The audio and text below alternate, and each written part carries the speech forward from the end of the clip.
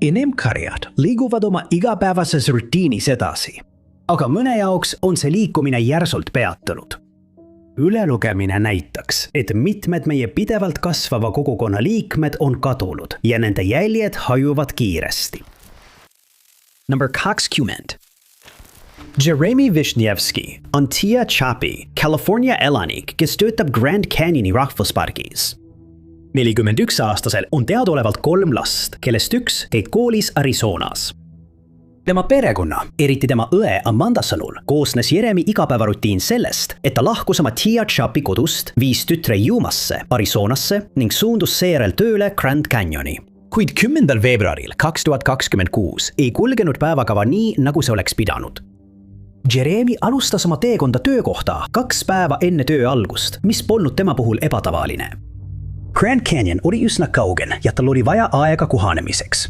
Kuid 12. veebruar tuli ja läks ning Jeremy tööandja polnud temast midagi kuulnud ega näinud. Muretsedes tema heaolu pärast palus ta teha heaolukontrolli, mis lõpuks andis tema perele teada, et Jeremy on kadunud inimene. See polnud nende jaoks ebatavaline, et nad aeg-ajalt temast midagi ei kuulnud, kuna tal oli 7-päevane töö ja 7-päevane vaba graafik. Kuid ta hoidis alati ühendust oma 3 lapsega, kellest keegi polnud temast alates 10. kuupäevast midagi kuulnud. See oli eriti ebatavaline ja pani tema perekonna tema samme uuesti läbi käima, lootuses otsi kokku viia. Päeval, mil ta lahkus Tia Chapist, sõitis Jeremy Yumasse, viis oma tütre sinna ja suundus edasi Blythe'i, Californiasse, kus ta pidi ostma sõbrant veoauto. Sõbra sõnul lahkus Jeremy Blythe'ist umbes 22:30 ja alustas teekonda Suure Canyoni poole, kuid ta ei jõudnudki sinna. Jeremyt pole sellest ajast saadik nähtud ega temast kuuldud. Lähedased ütlevad, et tema puhul on väga ebatavaline, et temaga ei saada ühendust, mis paneb neid uskuma, et tema kadumine polnud vabatahtlik.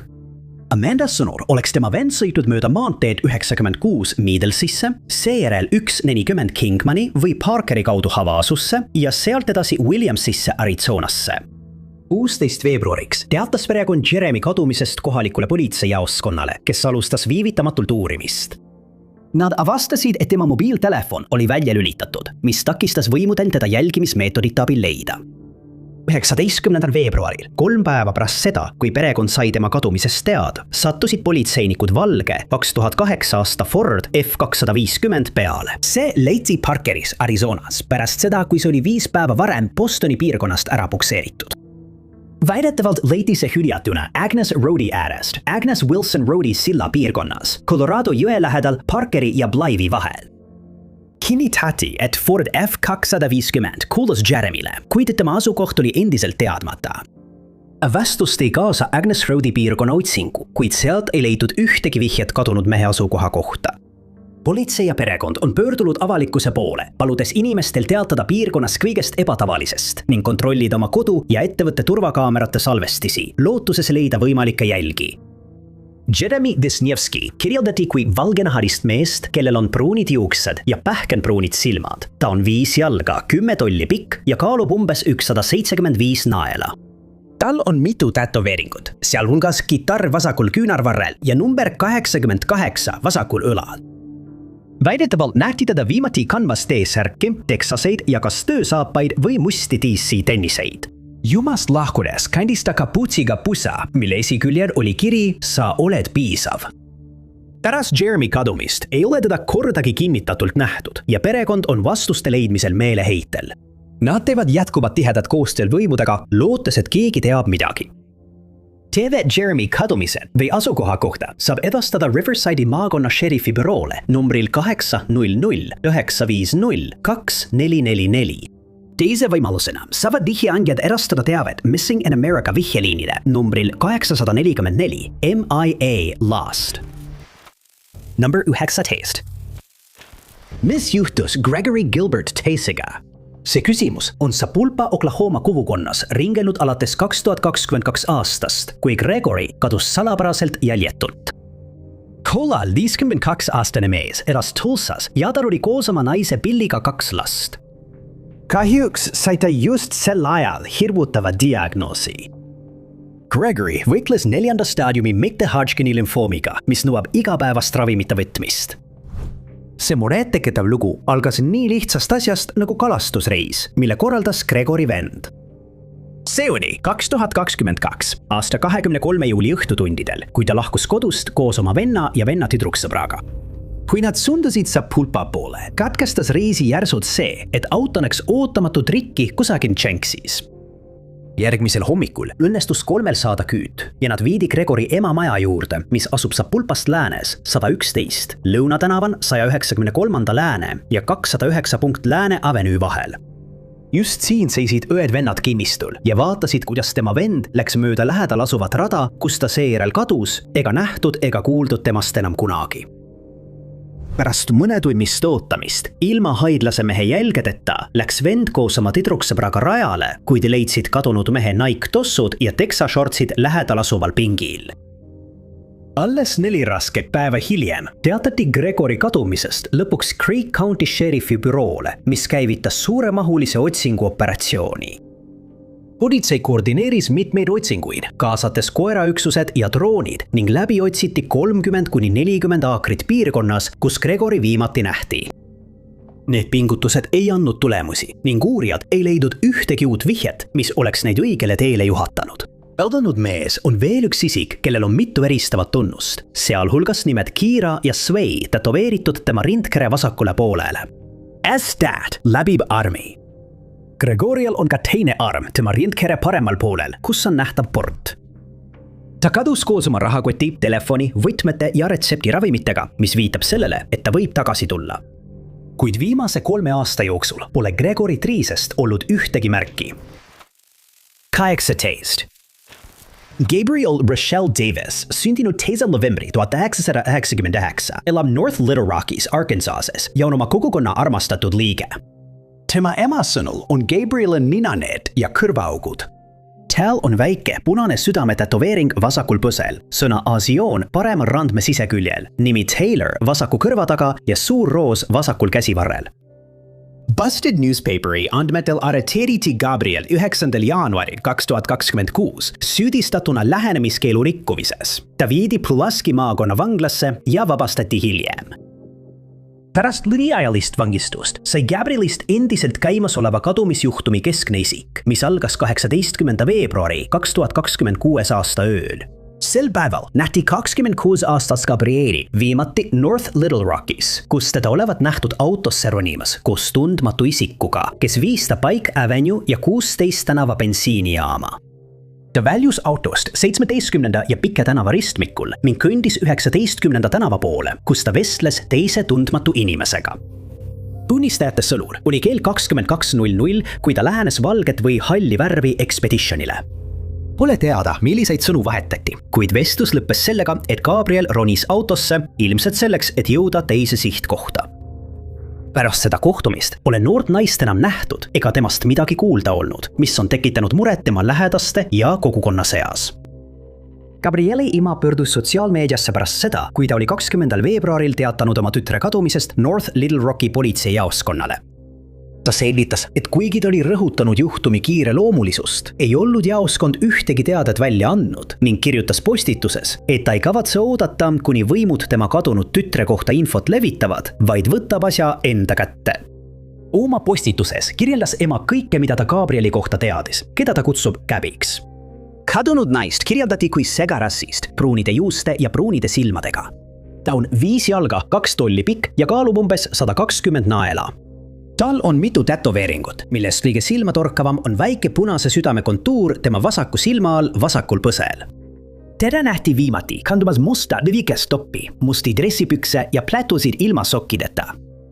Tema ema sõnul on kadumisega seotud asjaolud kahtlemata ebatavalised ja tema jaoks mitteomased.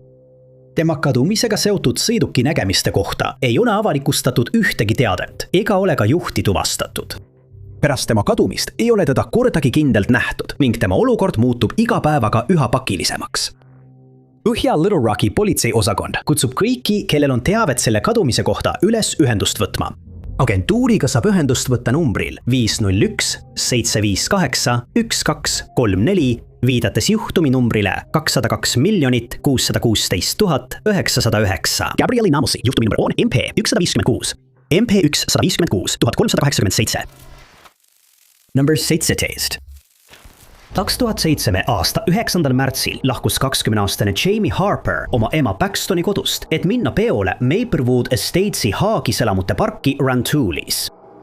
Tema poissõber jättis ta väidetavalt sinna üksi, väites, et tal on, tsiteerin, asju, millega tegeleda. Jamie plaanis pärast pidu sõbra juurde ööseks jääda, kuid teda nähti viimati peolt lahkumas kell 4:30 hommikul. Ja ta ei jõudnudki selle sõbra juurde. Jamie ema teatas tema kadumisest nädal hiljem, kui sõber, kes pidi Jamie koju tooma, ei ilmunudki välja. Kõik Jamie asjad, sealhulgas tema igapäevased epilepsiaravimid, jäid maha. Politsei küsitles alguses poissõpra, kuid vabastas ta kahtlustustest. Anonüümne vihje, et Jamie oli üledoosi saanud ja tema keha asub Dogtownis, viis piirkonna läbiotsimiseni, kuid tõendeid ei leitud ning vihje tunnistati naljaks. Uurijad märkisid ähvardavaid sarnasusi Jamie juhtumi ja 1997 aastal kadunud 19-aastase Heather Zimmermani juhtumi vahel, kes samuti kadus Rantouli peolt. Politseil on mõlemas juhtumis sama avalikustamata huvipakkuv isik, 30-aastane mees, keda väidetavalt nähti koos Jamie'ga peolt lahkumas. Teda küsitleti, kuid ta keeldus valedetektori testist ja reisis seejärel osariidist välja. Illinoisi tagasi välja antud seoses sissemurdmissüüdistusega nõudis ta hiljem advokaati, kui teda taas Jamie kohta küsitleti. Tema isa kinnistule korraldatud haarangul 2007 aasta oktoobris leiti osaliselt põlenud ämber, kehavedeliku jälgedega turvavöö ja riideid, kuid ükski neist ei olnud lõplikult seotud ühegi kadunud naisega. Huvipakkuv isik kannab praegu 20 aastast vanglakaristust raskendatud perevägivalla eest ning tal tekib võimalus tingimisi vabastuseks 2031 aastal. 2025 aasta seisuga ei ole kedagi arreteeritud ning nii Jamie kui ka Heather on endiselt kadunud, kusjuures kuritegu pole kummagi puhul väristatud. Number 16. Frankie O'Connor on 26-aastane mees Kingsfordist, Essexist, Inglismaalt. Tema tausta ja isikliku elu kohta on esitatud piiratud teavet. Teda on kirjendatud kui kaukaaslast, kes on 5 jalga 7 tolli pikk ja saleda kehaehitusega. Tal on sinised silmad ja pruunid juuksed ning Frankil olevat vasakul randmel tätoveering sõnaga NAN. Ta on armastatud kogukonna liige ning tema puudumine on muret tekitanud mitte ainult tema perekonnale, vaid ka avalikkusele. Essexi politsei ja lähedaste sotsiaalmeedias tehtud teadete kohaselt ei ole Frankit nähtud ega temast midagi kuulda olnud alates 3. aprillist 2026. Ta ei ole koju naasnud ega ole olnud kontaktis oma pere või sõpradega, mis on põhjustanud laialdast paanikat ja käivitanud ulatusliku otsingutegevuse. Vaatamata pingutustele ei ole siiski ilmnenud ühtegi vihjet selle kummalise kadumise ega seda ümbritsevate asjaolude kohta. Pole teada, mis viis Franki kadumiseni või kus teda viimati nähti. Võimude sõnul võib tal seljas olla must mantel või võib tal olla must mantel kaasas. Tema perekonna väitel on tal sidemed Brightoni piirkonnaga ning ta võiks kasutada raudteevõrku, et sinna või mujale reisida.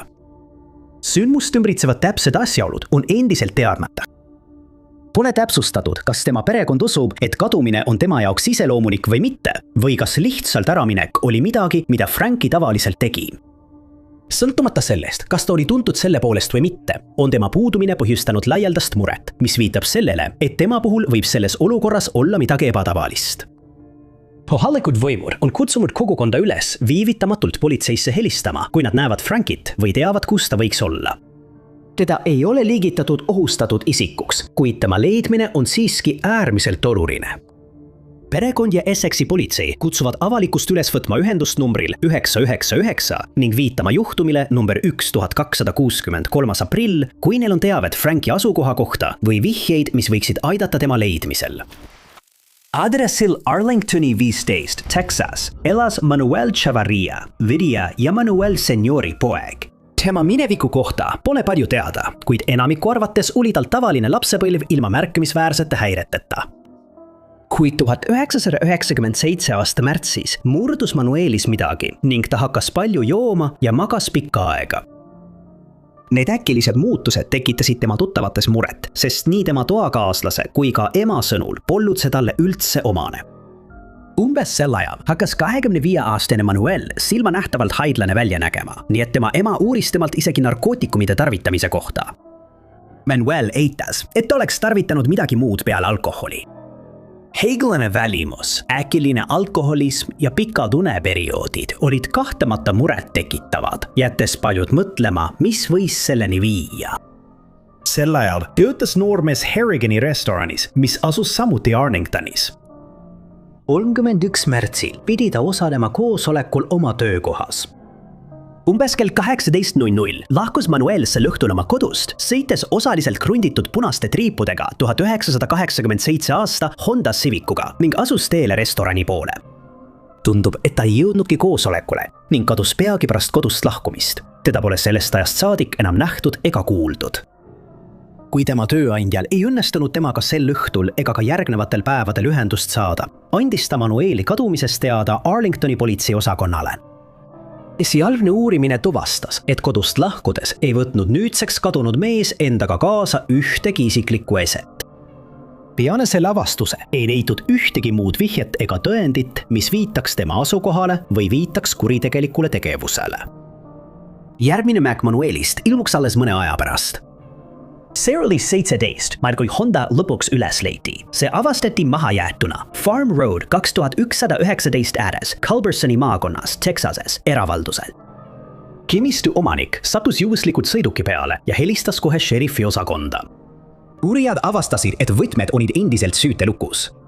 Akneid oli alla keritud ja sündmuskohal polnud Manuelist absoluutselt mingit märki. Siis tehti häiriv avastus. Auto tagaosas oli tulirelva karp ning selle ümber oli laiali mitu padrunit. Esemete hulgas olid ka 2 sigarette, tühi pildiraam ja 6 tühja pudelit. Peagi järgnes piirkonna läbiotsimine, kuna politsei uskus, et nad leiavad Manueli surnukeha ja kadunud tulirelva. Hoolimata põhjalikust otsingust ei ilmnenud rohkem vihjeid. Tagasi kontoris suutsid politseinikud tulirelva päritolu välja selgitada ja avastasid, et see oli ostetud Texase Bedfords asuvast Walmartist vaid mõni päev pärast Manueli kadumist. Uurijatel ei õnnestunud siiski tuvastada, kes relva ostis, kas see oli Manuel või keegi tundmatu.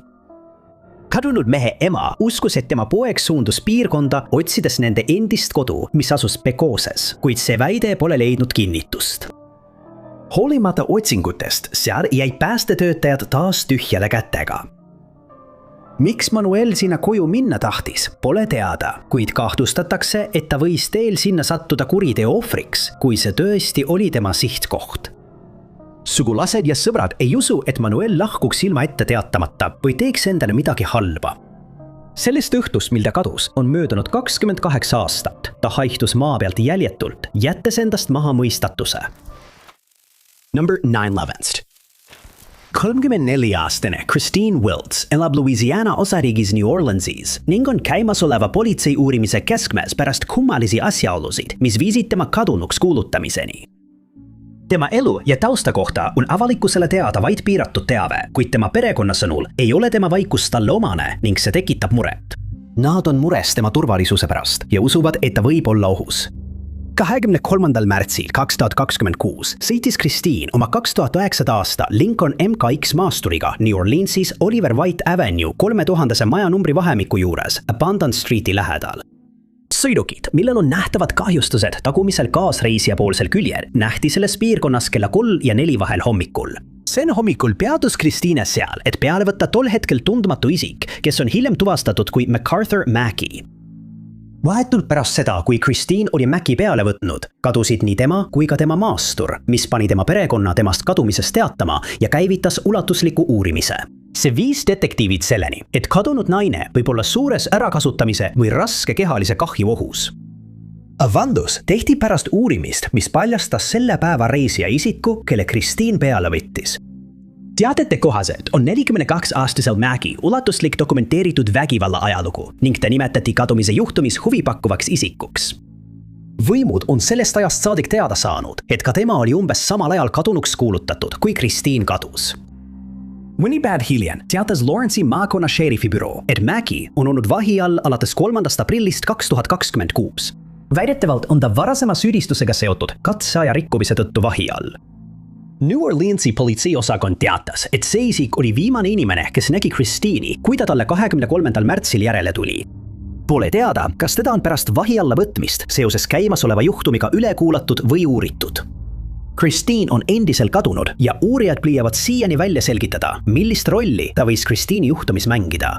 31. märtsil näärati eriohvrite osakond ümber, et uurida Christine Wiltsi kriitiliselt kadunud isiku juhtumi.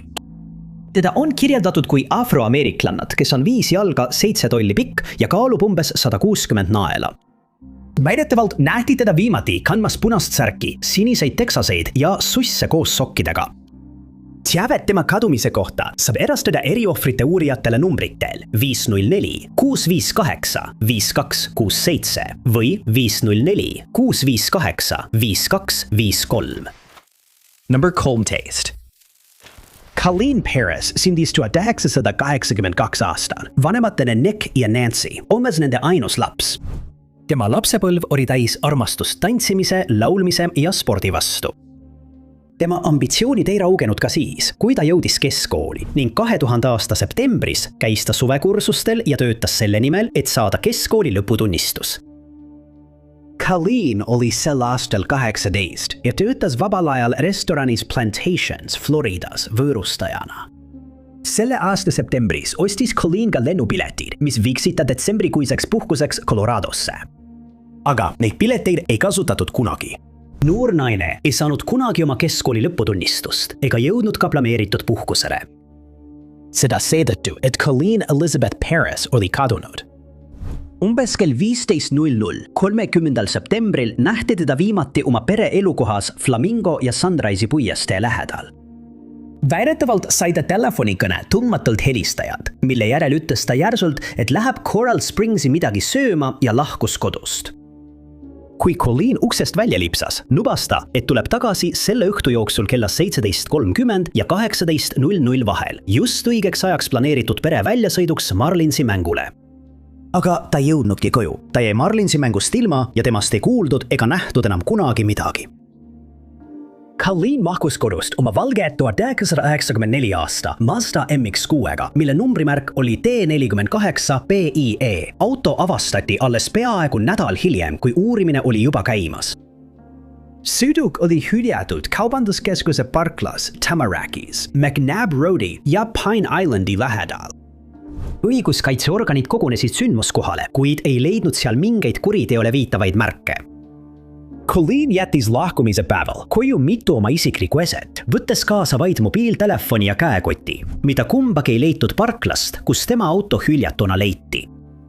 Sõiduk oli samuti lukus ja aknad üles keritud, mis viitab sellele, et ta võis ise autost väljuda, selle lukustada ja siis jäljetud kaduda. Politsei ei leidnud Mazda välispinnalt sõrmejälgi, tõenäoliselt hiljutiste vihmade tõttu. Perekonda täiendavalt küsitledes said detektiivid teada, et Colleenile meeldis piljardit mängida spordibaaris nimega Pull & Q. See asub just selles konkreetses kaubanduskeskuses. Tema vanemad ei suutnud aga mõista, miks ta just sel päeval pärast seda pahaendelist telefonikõnet ilma eelneva plaanita siia läks. Võimud leidsid, et Bull & Q olid uurimise jaoks veel üheks keskpunktiks, kuid ei avaldanud kunagi, kas siit leiti midagi olulist või huvipakkuvat. Seejärel, kui nad jätkasid rohkemate sugulaste küsitlemist, leidsid nad lõpuks oma huvipakkuva isiku. See isik oli Colleeni onu, kes oli väidetavalt pakkunud talle abi modellitöö leidmisel, eriti aluspesumodellina. Kui detektiivid küsisid, kas ta on nõus valedetektoritestile minema, keeldus ta, mis ainult tugevdas tema vastu suunatud kahtlusi. Sellest hoolimata eitas ta endiselt, et tal oleks mingitki seost Colleeni salapärase kadumisega. Järgmised 4 aastat jätsid kadunud naise vanemad tema mobiiltelefonile sõnumeid, lootes, et ühel päeval ta vastab neile.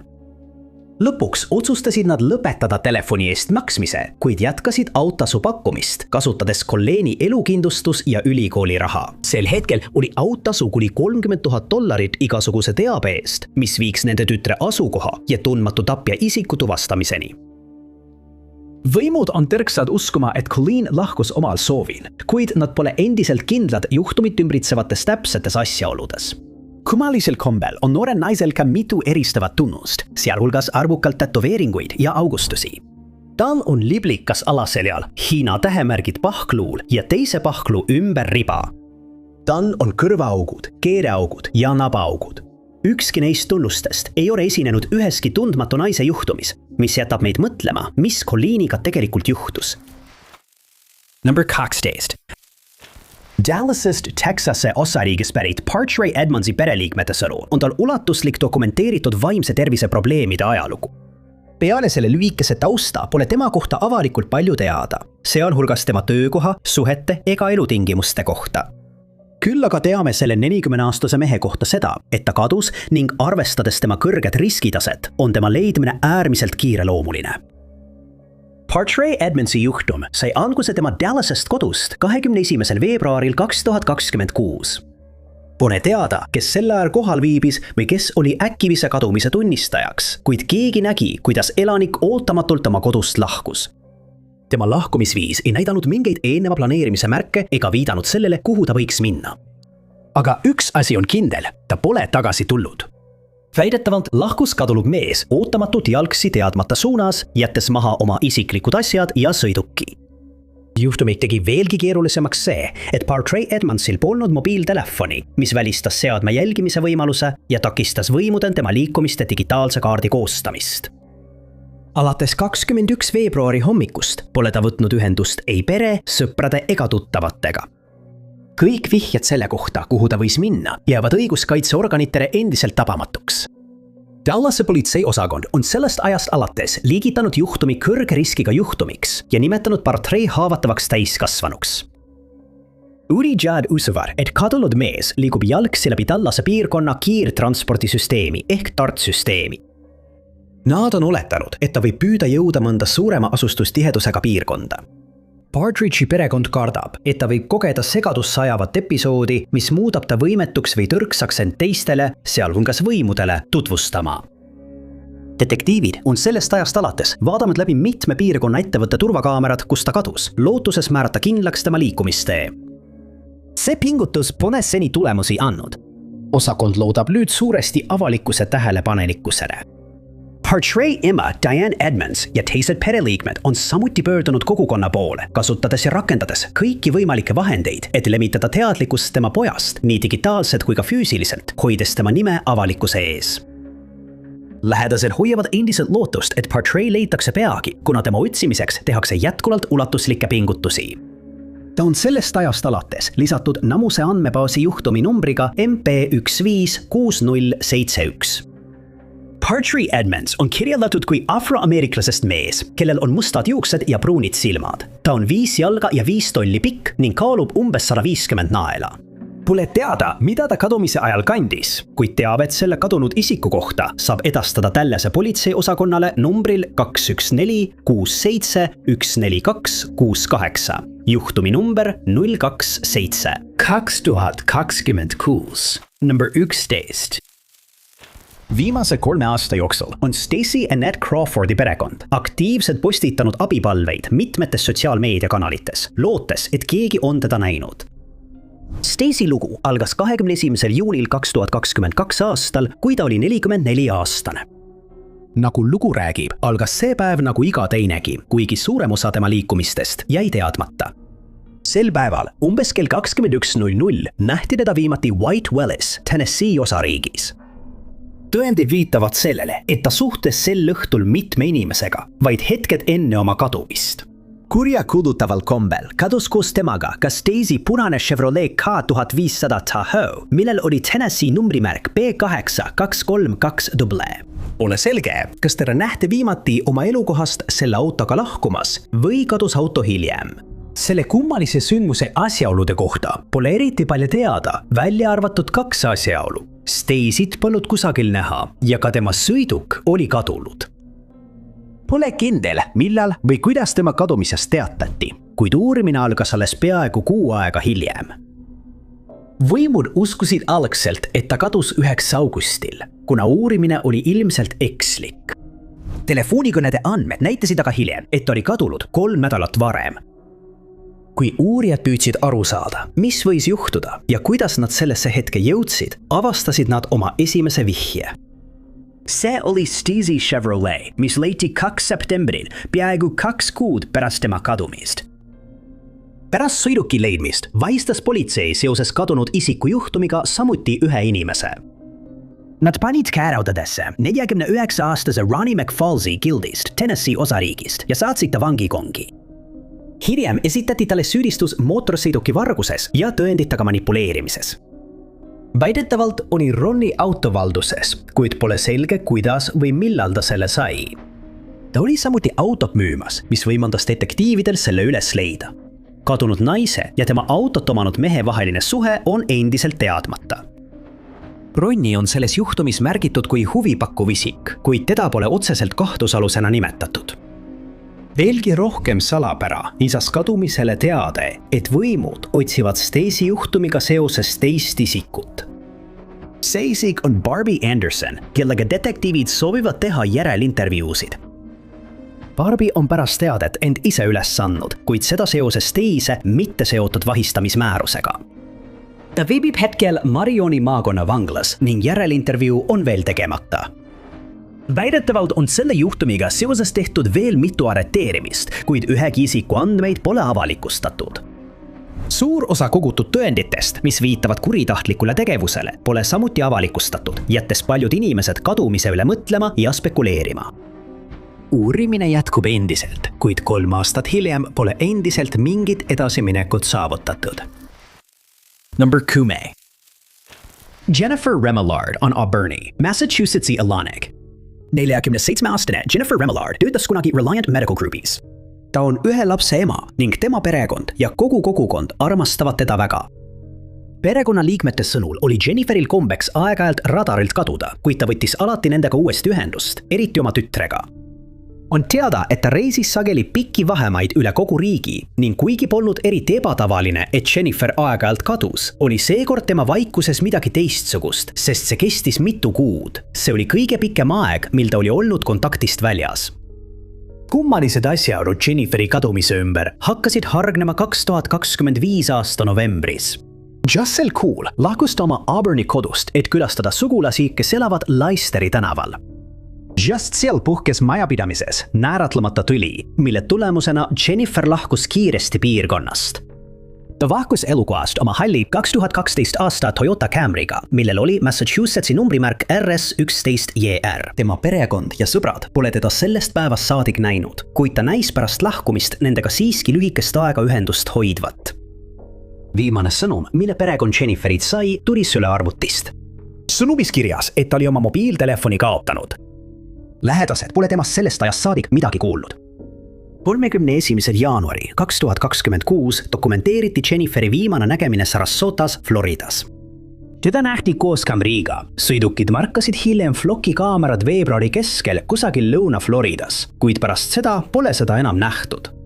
Ei tunnistajate ega kaamerate poolt. Jenniferi kadumisest teatati ametlikult selle aasta 3. märtsil Auburni politseijaoskonnale, kes on juhtumit aktiivselt uurinud. Jenniferi perekond on sügavalt mures kadunud naise heaolu pärast, sealhulgas tema nõbel Anthony Remillard. Ta kommenteeris, et nad on mures, et Jennifer võib elada oma autos ja tal ei pruugi olla üldse raha. Perekond kardab ka, et midagi palju hullemat on juhtunud. Anthony vihjas, et see ei ole esimene kord, kui Jennifer on sõitnud riigi teise otsa. Kuid ta märgib, et usub, et selles olukorras on midagi teistsugust ja kahtlemata valesti. Kõik, kes tunnevad Jenniferit, on tema pärast mures ja tahavad meeleheitlikult teada, et temaga on kõik korras. Teda on kirjeldatud blondide juustega naisena. Ta on 5 jalga 9 tolli pikk ja kaalub umbes 130 naela. Teavet Jennifer Remillardi kadumise kohta saab edastada Auburni politseiosakonnale numbril 508 327. Agentuuriga saab ühendust võtta ka nende e-posti aadressi kaudu auburnmasspolice.org. Teise võimalusena saab anonüümseid vihjeid saata aadressile text a tip aadressil auburnmasspolice.org. 9. Kiana Cole, Brooksville'i Florida elanik, oli võidelnud sõltuvusprobleemidega alates 23 eluaastast.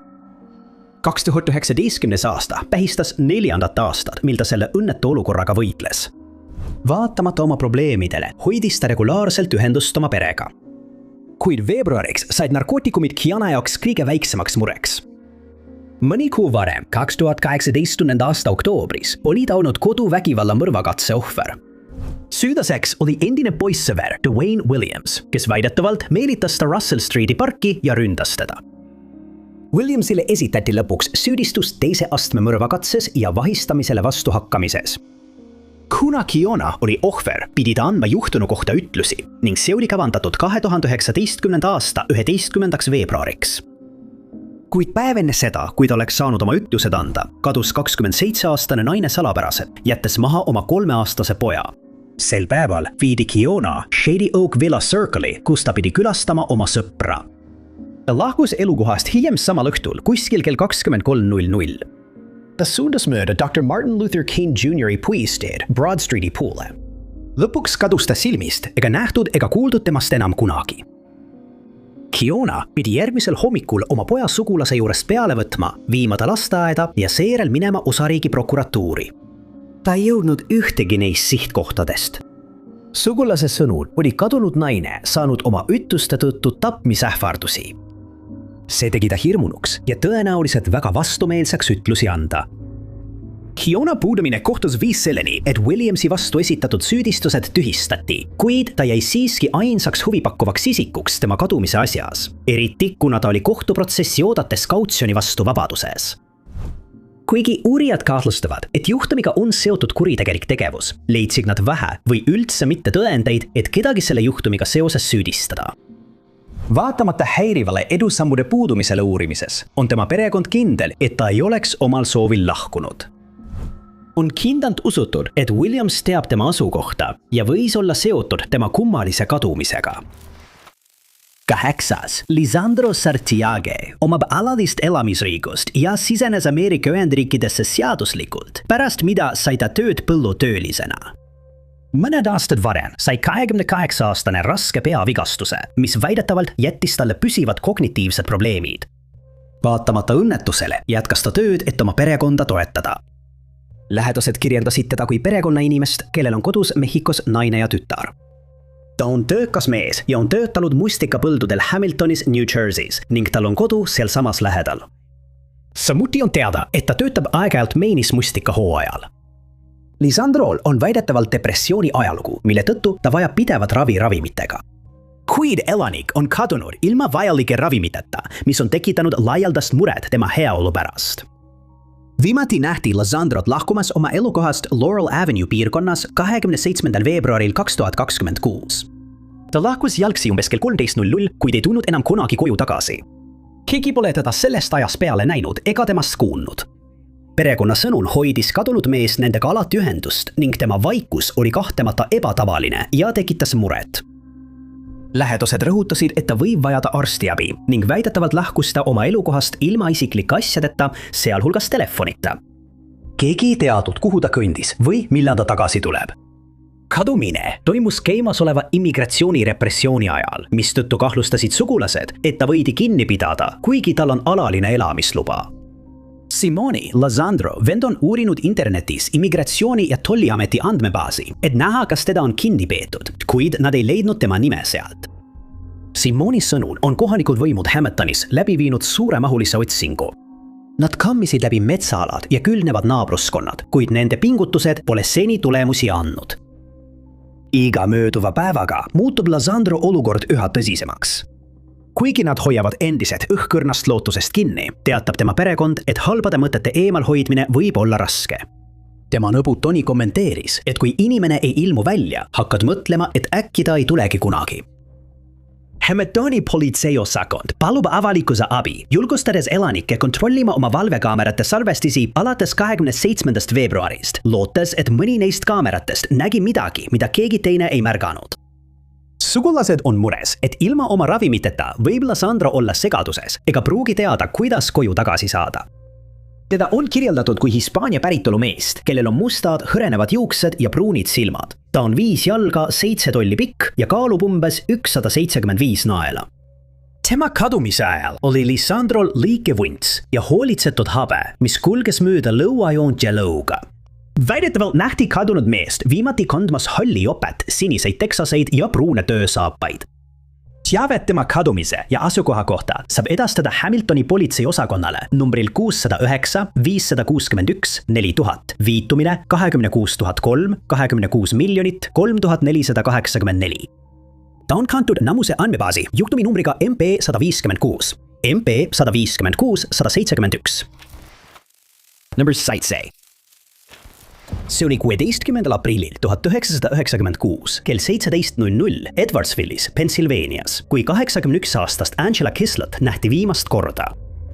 Teda märgati oma elukoha Gateway Manori ees, kaasas väike mündikott ja korterivõti. Need esemed viitasid sellele, et ta kavatses samal päeval koju tagasi tulla. Aga Angela ei tulnudki kunagi tagasi ja pärast seda päeva ei nähtud teda enam kunagi. Kui ta ei ilmunud ka järgmistel päevadel välja, hakkasid naabrid ja pereliikmed muretsema ning lõpuks avati kadunud isiku juhtum. Perekond märkis, et naisel oli vaimse tervisega probleeme, kuid nad uskusid, et tema jaoks oleks ebatavaline lihtsalt ilma hoiatuseta lahkuda.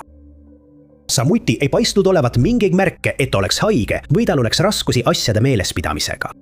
Ainus märk, et midagi oli valesti, oli naise mure selle üle, et ta ei suutnud enam teha asju, mida ta varem tegi. Peale selle oli Angela nii terve, kui tema vanuses olla sai ja tal ei olnud diagnoositud ühtegi terviseprobleemi. 2 päeva pärast tema kadumist otsustas uurimismeeskond otsinguid tõhustada, kaasates otsingukoerad. Koerad suutsid kiiresti tema lõhna üles võtta ja juhatasid oma juhid Black Diamondi raudteesillani, kus voolas Susquehanna jõgi.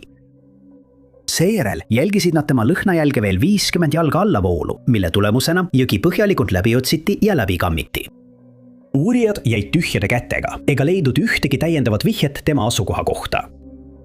Paljude jaoks oli kummaline see, et tema lõhnjälg leiti hoopis teises suunas, kui Angela tavaliselt kõndis. Ta oli kirglik jalutaja, kes ei sõitnud autoga. Tema marsruudid kulgesid peamiselt Püha Hedvigi kiriku juurde Serbi Avenuel Kingstonis, mis asus miili kaugusel kohast, kus nuuskurkoerad märku andsid. Tema marsruut kulges ka sillas suhtes vastupidises suunas, nii et kuidas ta sinna sattus, jääb endiselt mõistatuseks.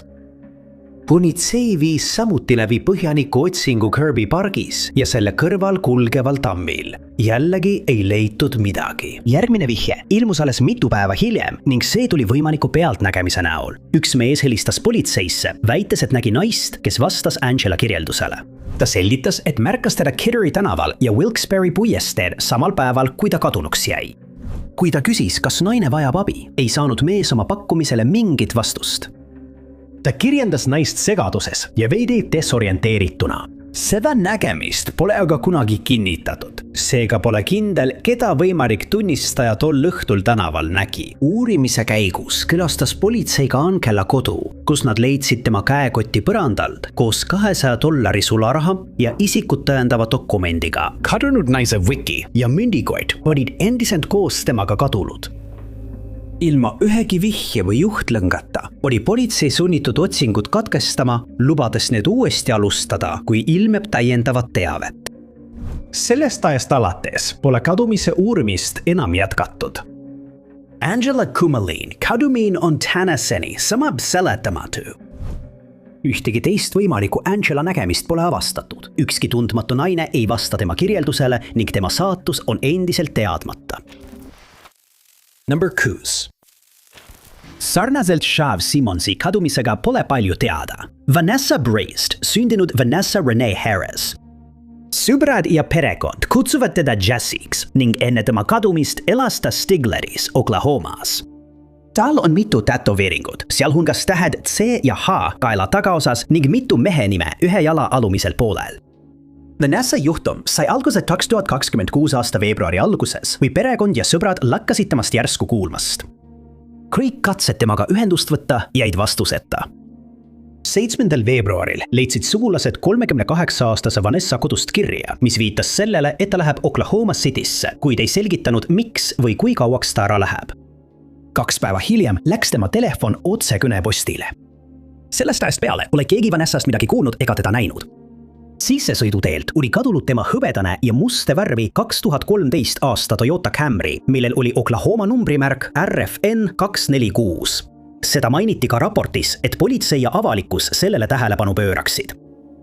4 päeva pärast seda ebatavalist kadumist teatas Oklahoma City politseiosakond, et nad olid hoiule võtnud 2013 aasta Toyota Camry, mis kinnitati olevat Vanessa sõiduk. osakond teatas, et auto võeti hoiule pärast liikluspeatust, kuid pole teada, kas kadunud naine oli see, kes autot juhtis või mis temaga juhtus pärast seda, kui ta jäi ilma transpordita. Avalikkuse liikmed on toonud esile mure selle üle, miks sõiduk üldse hoiule võeti, mida raportis ei ole avalikustatud.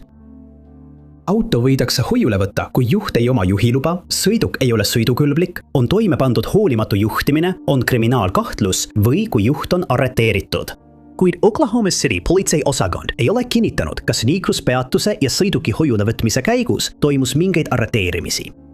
Samuti ei ole nad selgitanud, kas peatatud isik oli üldse Vanessa Bray. Asja muudab veelgi keerulisemaks see, et Vanessa suhtes väljastati vahistamismäärus, kuna ta ei ilmunud kohtusse süüdistatuna kontrollitava aine ebaseaduslikus omamises. Vahistamismäärus väljastati 4. märtsil, peaaegu kuu aega pärast tema kadumist. Vanessa Braid ei ole pärast 7. veebruari kinnitatult nähtud ning tema perekond soovib teda leida ja veenduda temaga on kõik korras. Kadunud naist on kirjeldatud kui kaukaaslast, punaste või kastanpruunide juuste ja pruunide silmadega. Ta on 157 kuni 163 sentimeetrit pikk ja kaalub 64 kuni 82 kilogrammi. Tema kadumise ajal olid juuksed lõigatud õlgadeni ja värvitud punaseks. Tiivet Vanessa Renee Bray juhtumi kohta saab edastada Pittsburghi maakonna šerifi büroole numbril 918 423 585 8. Tema juhtumi number on 26 260 130. Number 5.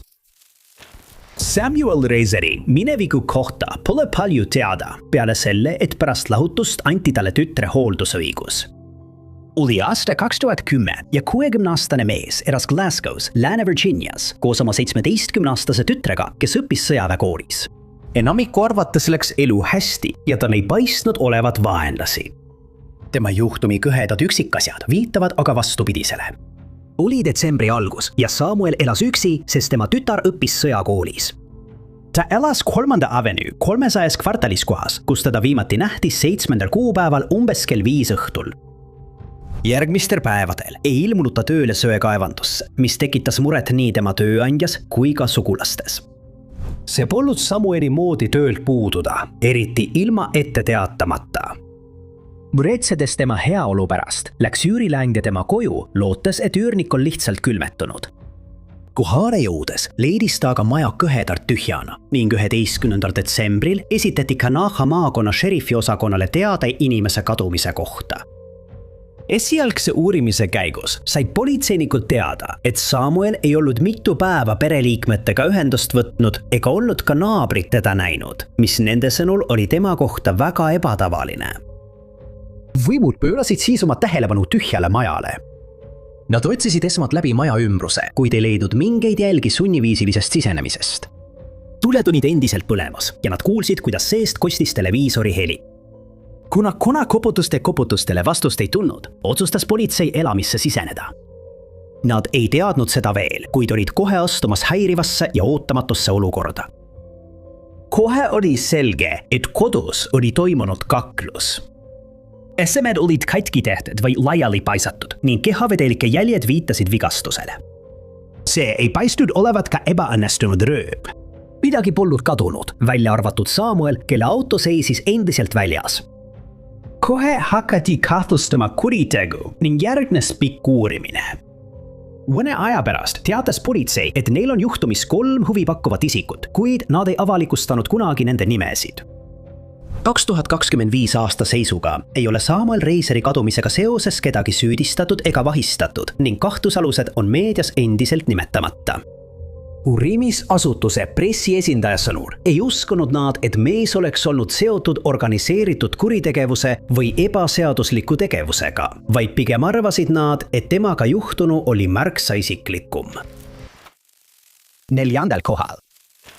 Chaz Simmonsi tausta või eraelu kohta pole palju teada. Mis on aga ilmselgelt selge, on see, et tema perekond ja sõbrad armastasid teda väga ning tema kadumine on raputanud kogu Pittsburghi, Pennsylvania kogukonda. 30-aastane Chaz elab Pittsburghi piirkonnas ja töötab kohaliku Siena Mercato kokana. Restoran asub Penn Avenue tänava 900 lõigus. Ta polnud seal kaua töötanud, tegelikult alustas ta seal tööd vahetult enne kadumist. Chazi nähti viimati 8. märtsil 2026, kui ta lahkus oma töökohast ajavahemikus 1:30 kuni 3:30 öösel. Turvakaamerad jäädvustasid, kuidas Chaz kõndis Penn Avenue'l 6th Street'i suunas. Viimati nähti teda 6th Street'i aadressil 342. Kuigi ta ei ilmunud tööle, jäi Chaz oma lähedastega kontakti ning lõpetas nende kõnedele ja sõnumitele vastamise alles 2 päeva hiljem. Tema puudumine ja vaikus polnud talle omased, mistõttu perekond teatas tema kadumisest viivitamatult. Juhtumi uurimise üksikasju pole avalikustatud, kuid Pittsburghi politseibüroo on vihjanud, et ta võib olla ohus või haavatavas olukorras. Chaz oli kogukonnas silmapaistev, mis muutis tema puudumise veelgi märgatavamaks. Sellest hoolimata pole teda keegi kindlalt näinud. Lähedasi on vastuste asemel tervitanud vaid talumatu vaikus. Teave tema kadumise kohta postitati Pittsburghi politseibüroo Facebooki lehele, mis ajendas üht inimest kommenteerima, et ta on teda mitu korda lõunaküljel näinud, sealhulgas McKees Roxy's, mis on Allegheny maakonna alev. See on üks väidetavatest nägemiskordadest, mida pole kinnitatud. Hoolimata nende väidete kontrollimisest on Chazi asukoht endiselt teadmata ning tema perekonnaga kontakti kadumisest on möödunud 5 nädalat. Kadunud meest on kirjeldatud kui mustade juuste ja pruunide silmadega. Tema pikkus on 5 jalga 7 tolli ning kaal umbes 68 kilogrammi. On teada, et tal on kitsehabe ja vahetult enne kadumist lasi ta endale juukseid lõigata. Chazil on kaelale tätoveeritud nimi ja Linda ning teavet tema kadumise kohta saab edastada Pittsburghi politseibüroole numbril 412 323 7141. 3. punkt. Kazcora Christmas McGurk oli Green Riveri kägistaja, tuntud ka kui Gary Ridgway. Ohver? See on küsimus, mis on paljusid ärevaks teinud alates 1991 aastast, kui Cora kadus hoiatamata ja salapäraselt. 22-aastane Cora oli üles kasvanud Chicagos, kuid pärast keskkooli kolis ta Washingtoni. Kui ta 1986 aastal sinna saabus, sai ta töökoha Washingtoni ülikooli meditsiinikeskuse kingipoes. Ta oli end samuti kirja pannud Washingtoni ülikooli elektrotehnika erialale. Pärast seda, kui Cora sattus suhtesse mehega, keda peeti teadmata määral narkootikumidega seotud olevaks, jättis ta kooli pooleli ja lahkus töölt. Pole selge, kas naine ise tarvitas narkootikume või oli tal sarnaseid tehinguid nagu tema poissõbral. Sellest hoolimata sai ta nende sündmuste kaudse tagajärjena järjekordseks nimeks niigi tulvil andmebaasis. See oli juuli alguses, kui ta esimest korda kadus, kuid naasis 2 päeva hiljem, käitudes kummaliselt ja tekitades muret. Tema tädi küsis, kas temaga on kõik korras ja Cora naeratas ning ütles, et tal on kõik hästi. Aga tema järgmine lause tõestas vastupidist. Ta ütles oma tädile, et kui temaga peaks midagi juhtuma, peab tädi tema laste eest hoolitsema. Siis 12. juuli lahkus 3 lapse noor ema oma Seattle'i Washingtoni kodust ega naasnud enam kunagi. Sugulased ei taha uskuda, et ta oleks vabatahtlikult lahkunud, väites, et Cora võis tabada halb saatus. Mingil ajal pärast tema kadumisest teatamist, teadmata kuupäeval, leiti naise sõiduk hüljatuna Aurora Avenue'n, tänaval, mis võib tõsikrimmihuvilistele tuttav tunduda. Just sellest kohast oli teada, et Rohelise jõe kägistaja korjas oma ohvreid peale. Gary Ridgway arreteeriti 2001 aastal ja teda nimetati Ameerika Ühendriikide ajaloo kõige ohvrite rohkemaks mõrvariks, kuna ta mõisteti süüdi 49 mõrvas. Kõik tema ohvrid olid naised, kas öödaamid või need, kes olid haavatamas olukorras, sealhulgas kodust põgenenud teismelised. Ridgway kuritegude laine toimus aastatel 1982 kuni 1998, asetades Cora kadumise ja asukoha selle keskmesse. See teeve viis selleni, et tema nimi lisati võimalike ja kahtlustatavate ohvrite nimekirja. Kuid pole teada, kas ründajalt küsiti kunagi otseselt just Cora kohta. Ilma surnukeha, tõendite või ülestunnistuseta jääb kadunud naise saatus teadmata. Tema esialgu 2-päevane kadumine viitas sellele, et võis toimuda midagi muud. Tema kummaline käitumine ja teadmine, et temaga võib midagi juhtuda, toetavad seda teooriat veelgi. Paljud imestavad, kas keegi tema elus võib tema juhtumi kohta rohkem teada, kui nad välja näitavad. Number 2. 55-aastast Lynette Hookerit kirjeldati kui inimest, kes niikus läbi elu, olles leidnud oma rütmi, eesmärgi ja lihtsalt nautis elu. Lynette oli justkui vee jaoks loodud purjetaja, kelle vaim ärkas ellu kohe, kui paat lainet tabas. Lähedased kirjendasid teda kui seiklusliku vaimuga inimest, kelle energia kiirgas ja valgustas kõiki tema ümber. Nad ütlesid, et ta triivis silmade kõrgusel manaatidega, liugles koos merikilpkonnadega ja jälitas silmapiiri oma purjekal. See oli tema loomulik keskkond, õnnelik paik, nagu Lynette seda nimetas. Seikleja dokumenteeris oma rännakuid, jagades videoid oma Instagrami profiilis, jäädvustades oma ainulaadseid kogemusi päike selja taga ja naer, mis kajab siiani. Peaaegu alati oli tema lähedal Brian Hooker, kellega ta oli olnud abielus juba 25 aastat. Koos olid nad eitanud endale elu pardal soulmate'il, trotsides torme ja sõites lainetel üheskoos. Brianit nähakse sageli Lynette'i rõõmsates postitustes, päikesepõletusega, naeratavana ja rõõmsana. Üle kuu aja varem muutusid tema sotsiaalmeedia postitused tuttavate merede rahust Bahama vetesse, kus tema ja Brian jätkasid oma elu ülesehitamist.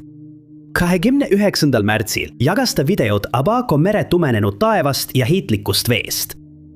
Lynette'i pealkiri vihjas, et kui vihmad on möödas, lähevad nad tagasi vette lõbutsema. Ja kui ilm rahunes, tegidki paar täpselt seda. Oma viimases postituses jagas Lynette pilti paatidest, mis olid ankrus rahulikes vetes ning pealkirjaks oli "Ei lähe kuhugi mõnda aega". Kahjuks sai just tema lemmikpaigast maailmas ootamatuks taustaks Lynette'i, ühe lapse ema, hiljutisele kadumisele, mis toimus alles 4. aprillil 2026, jättes tema pere vastuseid otsima ja kogukonna šokki. Vaid mõned päevad pärast seda viimast postitust teatas Brian, et tema naine on Bahama saartel kadunuks jäänud pärast merelaset leidnud juhtumit. Just sel laupäeva õhtul olid Lynette ja Brian Elbow K-vetel. Briani sõlul olid nad kahekesi oma jahtlaevast eemale sõitnud 8 jalapikkuse kummipaadiga.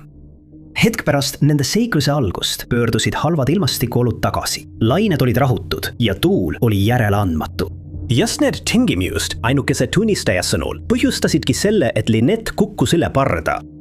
Ta kandis paadi turvanööri, mis on juhe, mis peatab mootori, kui juht üle parda visatakse. Ta ütles, et Lynette kukkus üle parda ja mootor seiskus. Ta viskas tema suunas päästevahendi, kuid hoovused kandsid teda aina kaugemale ja kaugemale. Vastumeelselt oli Brian sunnitud kummipaadiga tagasi kaldale aerutama. Tunde hiljem roomas ta läbi võsa, jõudis paadikuuri juurde ja helistas kohe politseisse. Abaco politsei, Bahama kuninglik kaitsevägi ja Hopetowni tuletõrje ja päästeteenistus osalesid kõik ulatuslikus otsingus, mis toimus 5. aprilli varahommikul. Sellel õhtul, kui otsingud osutusid tulutuks, võttis Brian ühendust nende tütrega ja teavitas teda olukorrast. Mõni päev hiljem, 8 kuupäeval, jagas ta postitust Facebookis. See oli pilt temast endast ja Lynettest ning sellele oli lisatud lühike kommentaar paadiga juhtunud vahejuhtumi kohta. Ettearvamatud mered ja tugevad tuuled ning ta järeldas, et tema naine on nüüd Bahama vetes kadunud.